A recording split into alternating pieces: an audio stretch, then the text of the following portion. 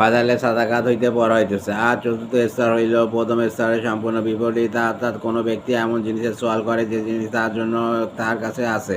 যেমন কাপড়ের সোয়াল করে অথচ প্রয়োজন পরিমাণ কাপড় তার কাছে আছে, এমন ব্যক্তির জন্য সোয়াল করা হারাম। এই স্তর তো হইল একটি অপরটির বিপরীত। উহার মাঝখানে দুটি স্তর রহিয়াছে, তার মধ্যে একটি কঠিন প্রয়োজনের স্তর। যেমন কোনো ব্যক্তি অসুস্থ এবং ওষুধের জন্য তার জন্য মূল্য নাই, কিন্তু রোগ এমন নয় যে ধ্বংসের পর্যায়ে পৌঁছাবার আশঙ্কা রহিয়াছে। অথবা কারোর নিকট কাপড় তো আছে, কিন্তু উহা দ্বারা শীত ও আদি হইতে পুরোপুরি রক্ষা হয় না। এই স্তরও এমন হন যে এই অবস্থায় সোয়াল জায়েজ হওয়ার অবকাশ আছে, কিন্তু এই ক্ষেত্রেও সোয়াল না করাই উত্তম। এমন ব্যক্তি যদি সোয়াল করে তবে উহাকে না জায়েজ অর্থাৎ মাকরুহ বলা তো বলা যাইবে না, তবে উত্তম নয় বলা যাইবে। এই ক্ষেত্রেও নিজের সোয়ালের ধরনটি প্রকাশ করিয়া দিতে হইবে। যেমন এইরূপ বলিবে যে, আমার নিকট কাপড় তো আছে, কিন্তু উহা শীতের জন্য যথেষ্ট নয়, প্রয়োজনের চাইতে বেশি যেন প্রকাশ না করে। হ্যালো।